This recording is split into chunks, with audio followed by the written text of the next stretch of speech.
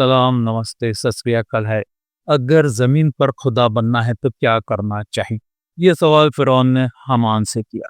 हामान ने मशवरा दिया, अगर खुदा बनना है तो अपनी कौम पर इल्म और अक्ल के सारे रास्ते बंद कर दो। एक नस्ल के बाद दूसरी नस्ल आपको खुदा मान लेगी। फ़िरौन ने खुदाई के नशे में अपने मुल्क और कौम पे इल्म और अक्ल के सारे रास्ते बंद कर दिए। अब आप लोग सोच रहे होंगे कि धरती पे वो कौन सा मुल्क है जहां इल्म और अक्ल के रास्ते बंद हो रहे हैं। इस वक्त मेरे महान देश में रोजाना एवरेज में 25 स्कूल बंद हो रहे हैं, पेपर लीक हो रहे हैं, हक की आवाज को अनसुनी किया जा रहा है या चुप करा दिया जाता है, अहले इल्म और अहले अक्ल को इग्नोर किया जा रहा है।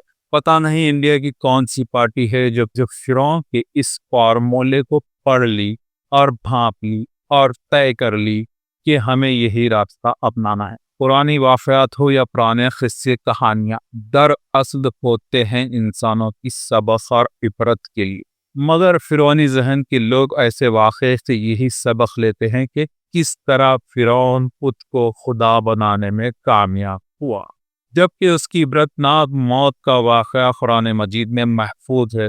पर फ़िरौन के उस अंजाम को पत्ते पुश्त डालकर फ़िरौन को ही फॉलो करते हैं, अपनी खुदाई मनमाने अवाम पे इल्म और अक्ल के रास्ते बंद कर देते हैं ताकि कौम जाहिल रहे और हमारी जय जयकार और जिंदाबाद जिंदाबाद के नारे लगाए।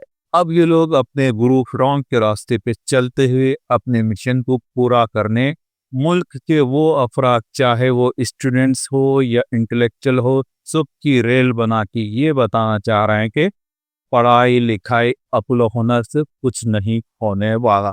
इस मुल्क में जीना है तो हमें भगवान खुद को भक्त मान दो। अब ऐसा मुल्क जहाँ की इकोनॉमी दिन ब दिन गिर रही हो, जहाँ आधे से ज्यादा जवान अनपढ़ और बेरोजगार हो और 400-500 रुपए की दिहाड़ी मजदूरी पे वक्त के फ़िरौन के हर इशारे पे नाचेंगे। और सोचने की बात यह है कि पढ़े लिखे इल्म और अक्ल रखने वाले किसी जाहिल को सिर्फ इस बुनियाद पे कि वो सियासी पावर रखता है उसकी जी हुजूरी तो नहीं कर सकते। इसलिए वक्त फ़िरौन नहीं चाहते कि उनकी खुदाई के रास्ते पे इल्म और अक्ल वाले राहत दुश्वार करे।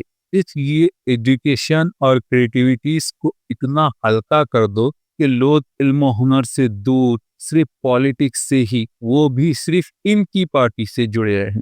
किसी और पार्टी से जुड़ेंगे वो देशद्रोही ही नहीं बल्कि भगवान के दुश्मन माने जाए, क्योंकि यही लोग देश है और यही भगवान। हमारे मुल्क में जमहूरियत है, डेमोक्रेसी है, आज़ादी है, सहाफत है, हर इंसान को बोलने का हक है, पर सुनना है या नहीं सुनना ये सरकार की मर्जी है। पिछले 20 दिन से सोनम वांगचुक हैंगर स्ट्राइक भूख हड़ताल पे है।